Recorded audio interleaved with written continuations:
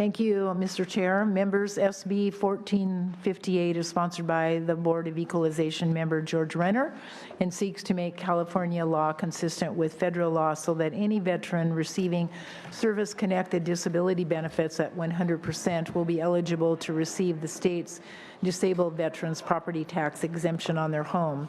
There are currently 5 different types of discharges from active duty that veterans receive. There's honorable, general, other than honorable conditions, dishonorable, and bad conduct. Recent amendments prior to the Senate Veterans Affairs Committee vote clarified that eligibility is not only for those veterans discharged under other than dishonorable conditions, but they must also be eligible for federal veterans health and medical benefits as determined by the United States Department of Veteran Affairs. Upon receiving their DD Form 214, 100% disabled veterans can apply for their earned benefits depending on the condition to which they left active duty. The problem with current statute in California is that only veterans who receive an honorable discharge may qualify for the disabled veterans property tax exemption, whereas the federal statute allows the same veterans to receive benefits if they're discharged under honorable, general, or other than honorable conditions. SB 1458 fixes this problem and gives 100% disabled veterans access to a tax benefit they deserve. Additionally, this bill necessarily helps California veterans returning from war receive a merited property tax exemption as long as they meet the appropriate discharge eligibility from the service. The measure is supported by the Board of Equalization, American GI Forum for California, American Legion Department of California, AMVETS, California Association of County Veteran Service Officers, State Commanders, Veterans Council, Military Officers Association of America, California Council of Chapters, and the Veterans of Foreign War Department of California, and Vietnam Veterans California State Council. I have today with me Micah Grant, who represents Board of Equalization member George Renner, and he certainly is able to answer any specific questions you may have on this bill. Good. We only scored this $126,880 to pass to appropriation. So if you can accordingly shorten your remarks. Recommended to pass. All right, thank you, Senator. Good morning. Thank you. Micah Grant here on behalf of Board of Equalization member George Renner, who is attending a board meeting in LA this morning. As Senator Bates pointed out, the purpose of this bill is simply to give 100% disabled veterans who are not dishonorably discharged from military service access to the state's property tax exemption. While the number of veterans who will qualify under this bill would be minimal, the legislation is necessary to give veterans who were discharged under a less than dishonorable condition but receiving federal benefits access to a state benefit. Thank you. Thank you, sir. Good afternoon. Good morning. Good morning. Michelle Peel, Sticker State Board of Equalization. The full board supports this bill. Thank you so much. Others in support? Opposition? Questions from the members? Bill moved by Senator Bell. Anything further? Senator Bates? I'd like to ask for your aye vote. Thank Secretary, open the roll. Hertzberg? Aye. Hertzberg, aye. Wynn? Wynn, aye. Bell? Bell, aye. Hernandez? Hernandez, aye. Laura? Laura, aye. Morlock? Morlock, aye. Pavley? Pavley, aye. 7-0. 7-0. Mother Child, thank you so kindly. Senator Bates. Next, Senator Hueso, SB 1216, which is file item number 9. File item number 9, the other Ben Hameen. Sir. Yes, sir. Good morning. Nice bola tie. You're bringing the bola tie. Thank you, sir.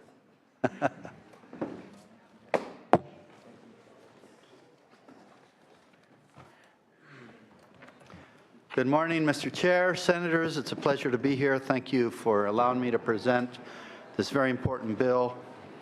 I'm proud to speak on SB 1216. This bill aims to remove a significant barrier to successful reentry of the lives of young ex-offenders by implementing a tax incentive for employers to hire members of this disenfranchised community.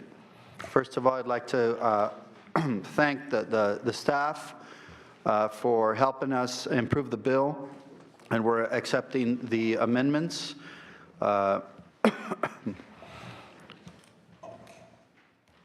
we've had also franchise tax board staff that have also contributed to improving this bill, and specifically those amendments would prohibit an employer from double dipping or taking advantage of this program under SB 1216, and of course of the governor's economic jobs tax incentive program.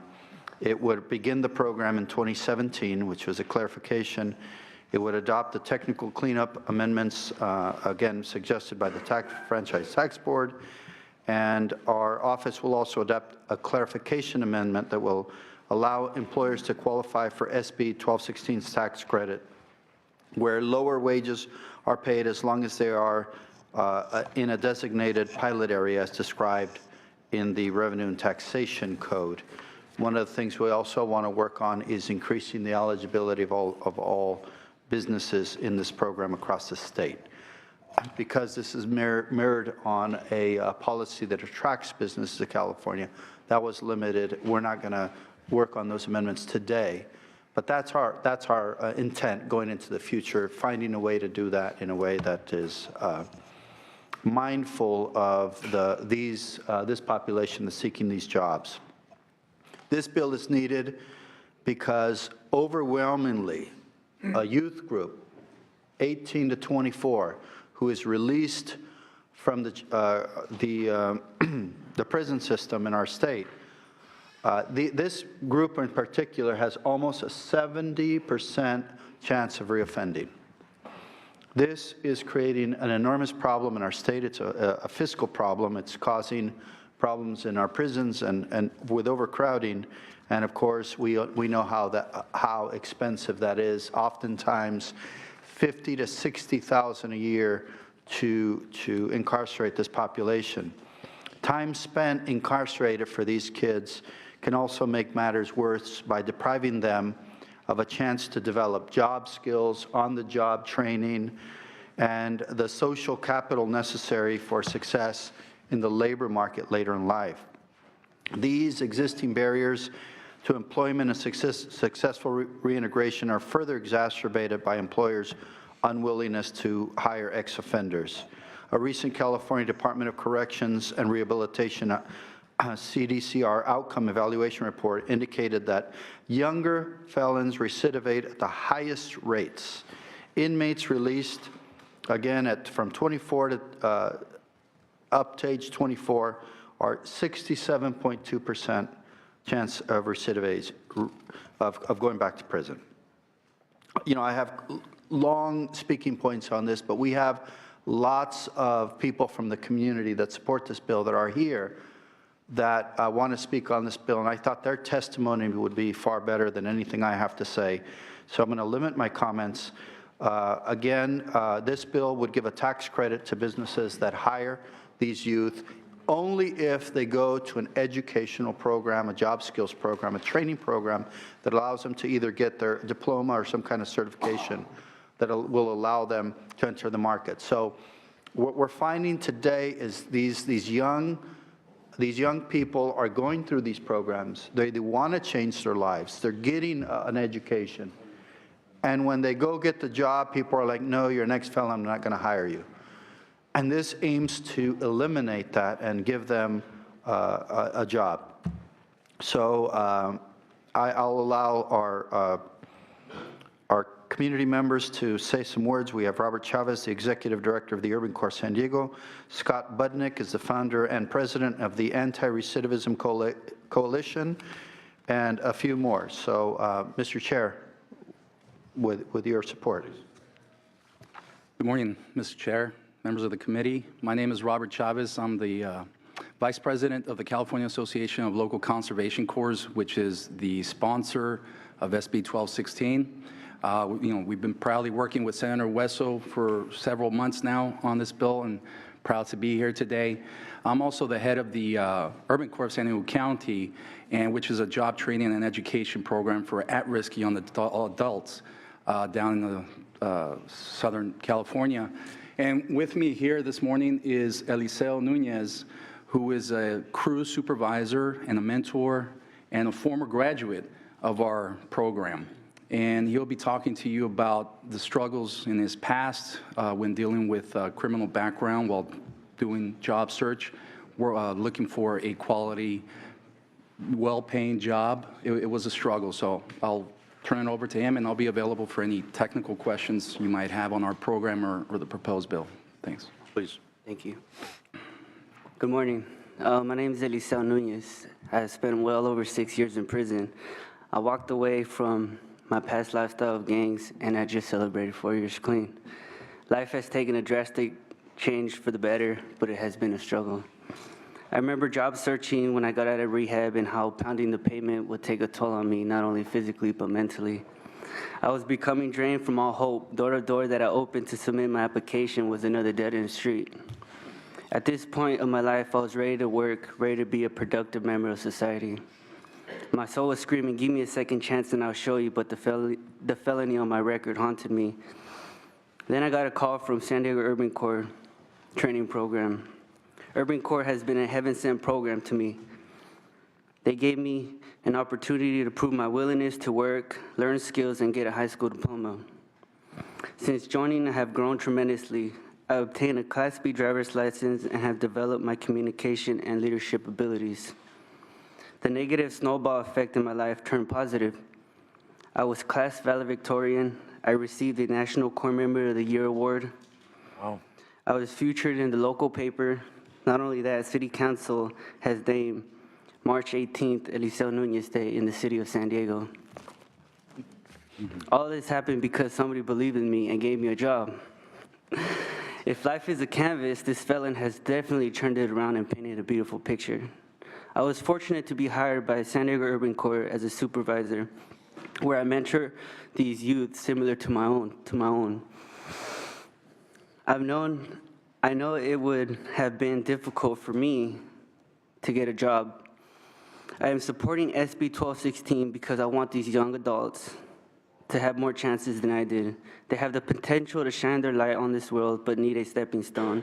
SB 1216 will help create the path by encouraging employers to invest in the potential of the youth.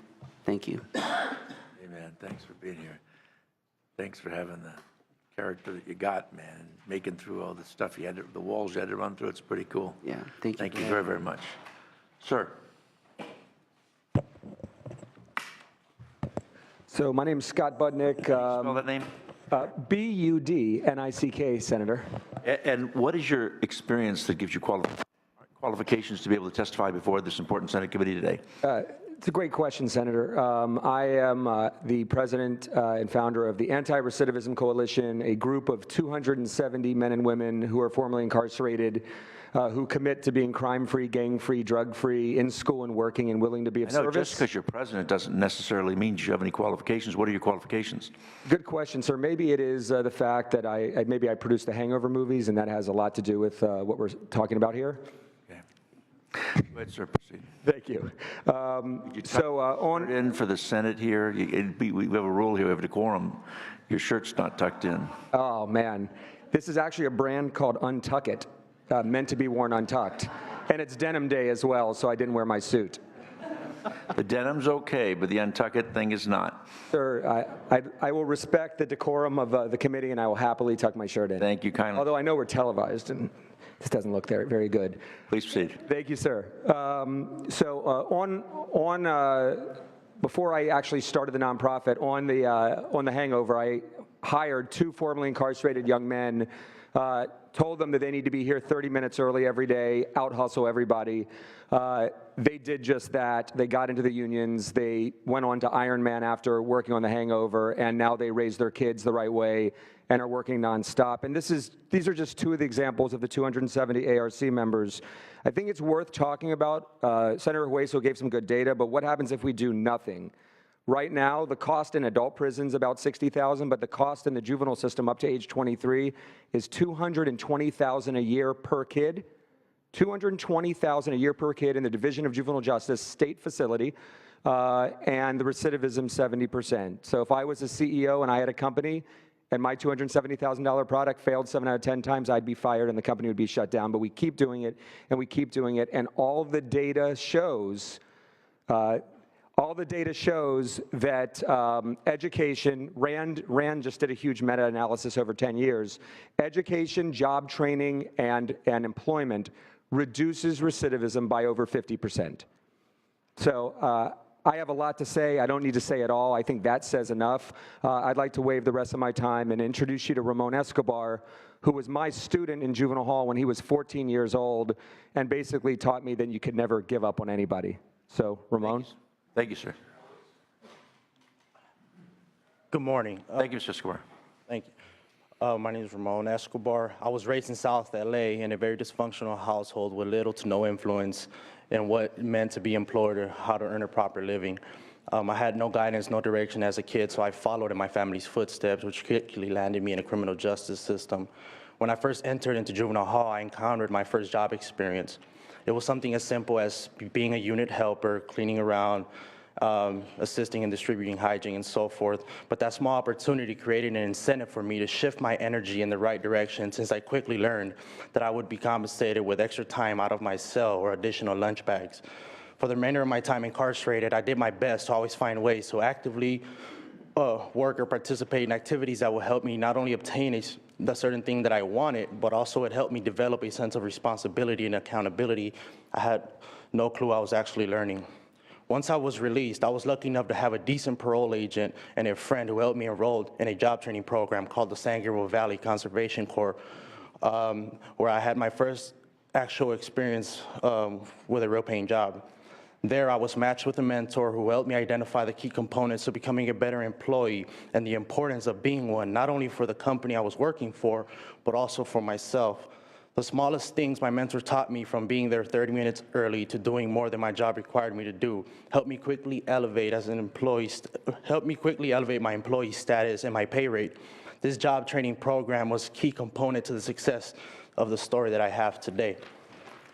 About 4 years ago, I was introduced to a very prestigious lawyer at an office in Beverly Hills who represents Hollywood people. I quickly shared my interest with him in studying business law and possibly take on an internship in that field. He seemed happy for me, patted me on the back, and kind of pushed me off, but I kept on being persistent, and our relationship quickly developed. I was offered an opportunity to intern at his law firm full-time with no pay, but in my mind, I was earning the experience of a lifetime. Today, I'm happy to share that that one opportunity has driven and pushed me to being a full-time paid and trusted executive assistant for this prestigious law firm, and has helped me develop many relationships that have assisted me to start my own business outside of working directly for them, and I now hire formerly incarcerated young people. I strongly believe that the opportunities like this, opportunities that SB 1216 will create, will not only help job seekers and young people who need the guidance and opportunity, but also help employees give back and become more actively involved in better restoring the communities that they wish to serve. This is why I believe this bill should be passed and will make a huge difference in our recovering state. Thank you. Thank you so much. I just want to know, Senator, obviously we gave more witnesses, but people come in here and these stories are compelling, so I wanted to make sure the committee heard them. Others in support? Mr. Chair and members, Mike Dillon representing the San Joaquin Regional Conservation Corps, one of the 13 regional corps, strongly in support. Thank you. Others in support?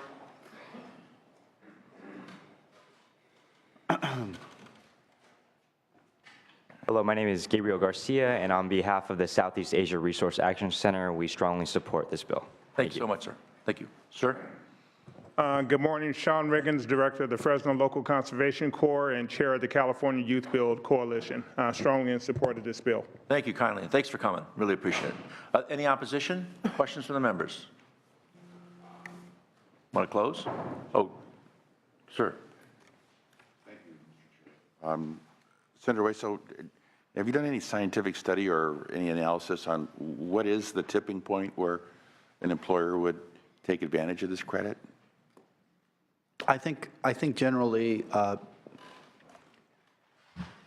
people in our community, especially in the business community, have a very hard job of running a business, and I'm very sympathetic to the struggles they face. But when they have an opportunity to help people in the community, I think they should seize that opportunity. And there's enough data that suggests that there are some people that are doing more to run a business with a social consciousness in California. And they are going out there and they're hiring veterans, they're hiring former foster youth, they're hiring former felons.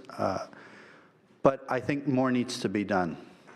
More needs to be done. We need to get those businesses that would like to do this, but just cannot get there entirely, that may benefit from this tax break as an encouragement for them to want to do the right thing. This is a significant program. We're looking at the potential of offering a business a $15,000 a year tax break. We expect that it'll probably somewhere in the range of $2,000 to $5,000, but I hope that that's enough to get them to want to hire, people in this a specific cohort, socially speaking. But I think this bill is also an awareness tool that tells the business community, look, these kids deserve a second chance. They're working to improve their lives. They're going through an educational program. They have training. And with that, and them walking in the equivalent with cash in their hand, not literally, but almost, right? This is like them saying, hire me and I can save you an additional $2,000 to $3,000 to $5,000 to $15,000 a year, depending on what you pay. I think that's a wonderful incentive. And I believe, based on a testimony from businesses in my community, that have said, I would absolutely want to participate in that should we get the right applicant come and say, I want a job here. And if they bring that with them, absolutely, we will hire them. So from just a technical standpoint, how did you come up with the number? Was it from other states or some kind of study, or is this we're just starting fresh here and this is where we started?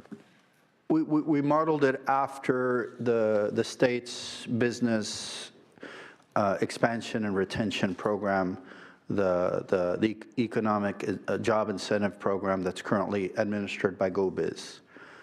And that program was modeled after if